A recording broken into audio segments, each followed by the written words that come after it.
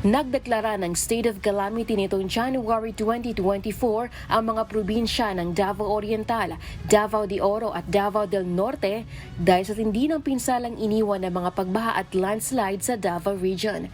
Nitong Pebrero naman, 23 barangay sa Davao City ang isinailalim sa state of calamity dahil sa pinsalang iniwan ng mga pagbaha at pagguho ng lupa. Dahil nasa state of calamity ang mga naturang lugar, makaka-avail ng calamity loan ang mga residenteng miyembro ng Pag-ibig. Pero limitado lamang ito sa loob ng 70 araw pagkatapos maideklarang state of calamity ang isang lugar.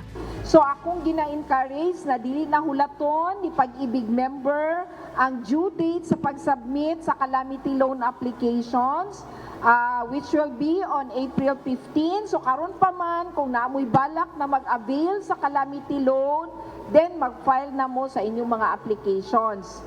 Sa Davao Bahada Branch, 36 pa lang o mahigit 200,000 pesos ang naloan. Ayon sa Pag-ibig, dapat samantalahin ang mga residente na mag-loan dahil mababa ang interest rate ng calamity loan kumpara sa multi-purpose loan. Mas mahaba rin ang grace period nito na hanggang 5 buwan, kaya maiiwasan ang penalty na i-charge kapag hindi nakabayad on time.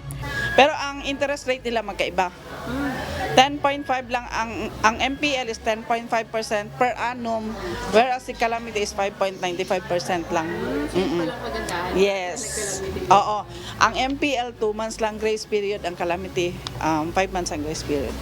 Maaari namang mag-loan ng mga wala sa Davao City, pero may valid ID bilang patunay na residente ng lungsod. Sa mga gustong mag-loan, dapat active member ng Pag-ibig o nakapaghulog sa loob ng 24 na buwan. Maaaring mag-apply ng loan sa virtual Pag-ibig o pumunta mismo sa kanilang opisina. Ilan sa mga requirement ay dapat mag-fill out ng calamity loan application form, magsumite ng 2 valid ID na may address ng calamity area o barangay certification at latest payslip. 80% sa kabuang kontribusyon ang maaaring matanggap ng isang member sa loob ng 1 o hanggang 3 araw. Lelaine Moreno, humahataw sa balita ngayon.